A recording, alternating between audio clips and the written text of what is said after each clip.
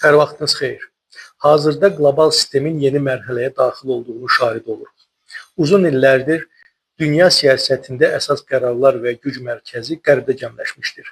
Lakin son dövrlərdə baş verən mühüm dəyişikliklər və gözlənilməz hadisələr bu balansı dəyişib.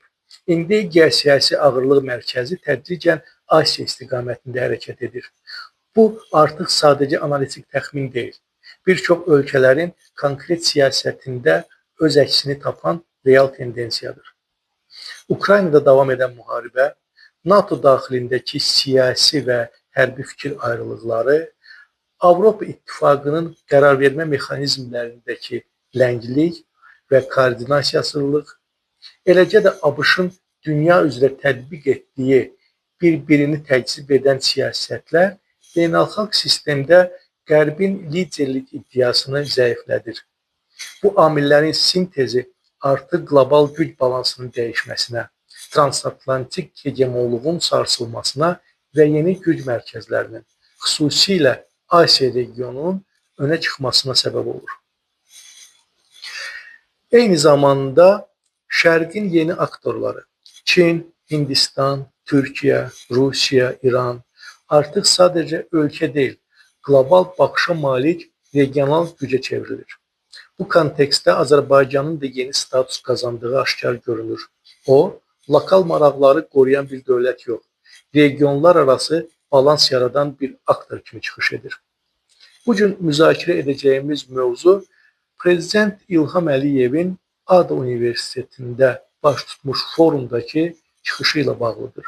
Niyə görə bu çıxışı təhlil etmək qərarına gəldim? Çünki bu sadəcə tədbirlərdə edilən sıravi bir çıxış deyildi.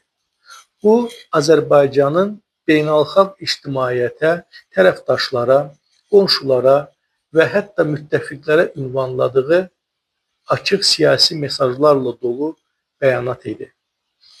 Prezident İlham Əliyevin çıxışında diqqəti ilk cəlb edən məqamlardan biri onun istifadə etdiyi üslub və intonasiyadır. Biraz əvvəl də qeyd etdiyim kimi, bu adi bir rəsmi nitq deyildi. Bu, açıq mesaj idi. Prezident sözlərini mücərrəd və diplomatik ifadələrlə deyil, konkret, ünvanlı və sərt tonda təqdim edirdi. Bu onu göstərir ki, bu çıxış daxili auditoriyaya deyil, daha çox beynəlxalq oyunçulara, Vaşinqtonda, Tehranda, Brüsseldə və Ankarada oturan qərar vericilərə yönəlmişdi. Bu tip ritorika göstərir ki, Azərbaycan artıq beynəlxalq arenada yalnız reaksiya verən yox, prosesləri formalaşdıran və şərtlər irəli sürən tərəf olmaq istəyir.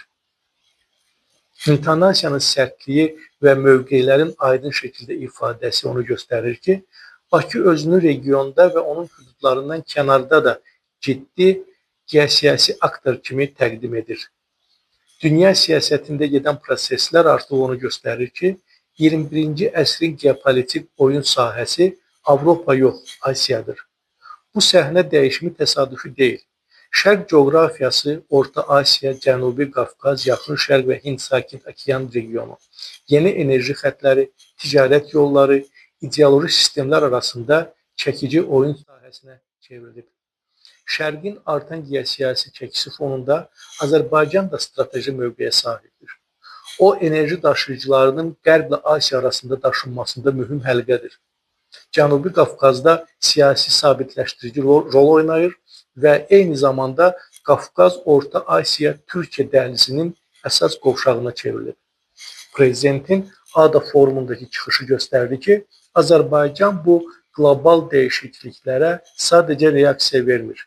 Əksinə, bu proseslərə istiqamət verir. Azərbaycan Şərqi sadəcə yeni əməkdaşlıq məkanı kimi deyil, eyni zamanda qarşılıqlı maraqlara əsaslanan bərabər hüquqlu tərəfdaşlıq modelinin qurulduğu strateji bir platforma kimi qəbul edir. Prezident İlham Əliyev ADA forumunda ilk dəfə rəsmi şəkildə bəyan etdi ki, Azərbaycan Türkiyə ilə İsrail arasında baş vermiş ilk diplomatik yaxınlaşmada aparıcı vasitəçilik rolu oynayıb. Bu sadəcə tarixi bir faktın açıqlanması deyil. Bu, Azərbaycanın yeni tip diplomatiyasının səssiz, təsirli və nəticə yönlü xarici siyasətinin rəsmi təsdiqidir. Azərbaycanın həm Türkiyə, həm də İsrail ilə qarşılıqlı etimada əsaslanan əlaqələr qurması onu unikal bir aktora çevirir. Belə bir geosiyasi mühitdə, xüsusilə yaxın şərqdə bu cür balanslaşdırıcı rolu heç də hər ölkə yerinə yetirə bilməz. Üstəlik, bu diplomatik missiya Azərbaycanın nəinki regional güc, həm də mədəniyyətlər arası dialoq platformasına çevrildiyini göstərir.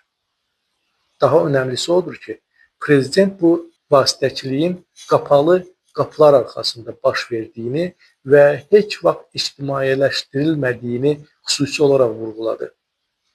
Bu isə göstərir ki, Bakı təsirini göstərmək üçün səs-küy ilə deyil, nəticəyə üstünlük verir.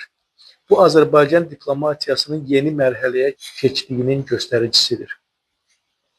Forum zamanı prezident USAID-ni tamamilə korrupsiyalaşmış qurum adlandırması və Avropa Komissiyasına yönəlmiş tənqidi çıxışı Azərbaycanın qərb institutlarına münasibətdə keyfiyyət dəyişikliyini ortaya qoydu. Bu tənqidlər emosional deyil, sistemli və strateji xarakter daşıyır.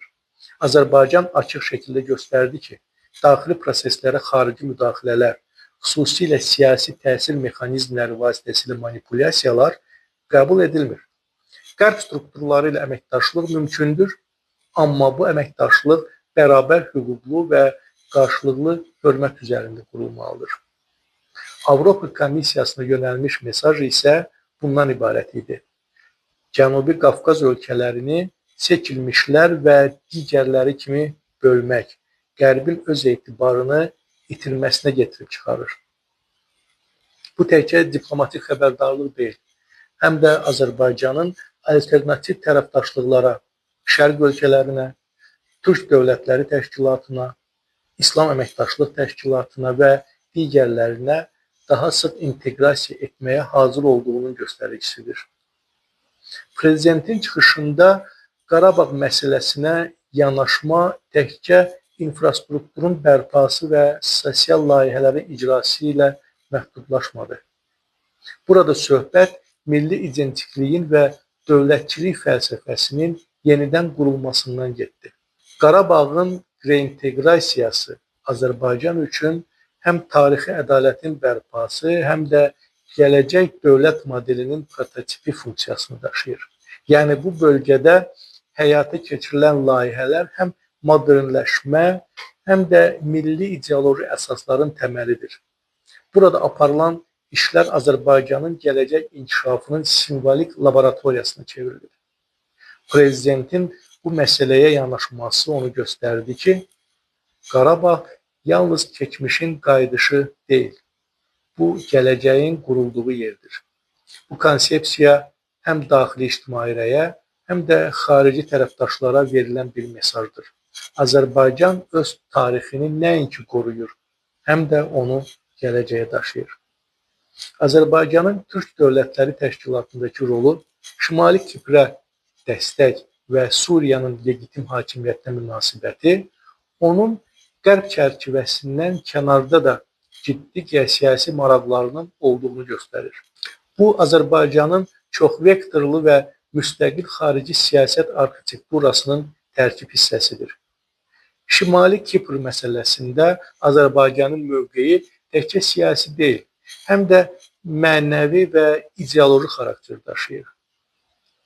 Bu dəstək Türkiyə ilə münasibətlərin strateji dərinliyini artırır və eyni zamanda Türk dünyasında Azərbaycanın liderliyini gücləndirir. Suriyaya münasibətdə isə Azərbaycan real siyasət prinsiplərinə əsaslanaraq regionda sabitliyin ancaq dövlətlərin suverenliyinə hörmət yolu ilə mümkün olduğunu bildirir.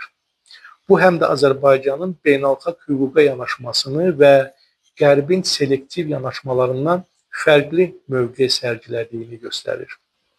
Bu çıxış onu göstərdi ki, Azərbaycan artıq sadəcə proseslərə reaksiya verən bir ölkə deyil. O, prosesləri yönləndirən, oyun sahəsini müəyyənləşdirən və lazımi anda səhnəyə çıxmağı bacaran bir aktora çevrilir. Qərbin geosiyasi çöküş dövrünə qədəm qoyduğu, Asiyanın isə yüksəlişə başladığı bir zamanda Azərbaycan öz oyun qaydalarını formalaşdırır. Bu oyun qaydaları bərabərlik, hörmət, real nəticə və qarşılıqlı maraqlara əsaslanır.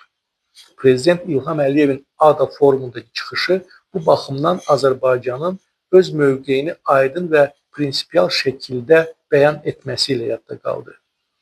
Azərbaycanın diplomatik fəlsəfəsi dəyişib. Artıq biz səsimizi ucaldaraq deyil, təsirimizi səs salmadan göstəririk.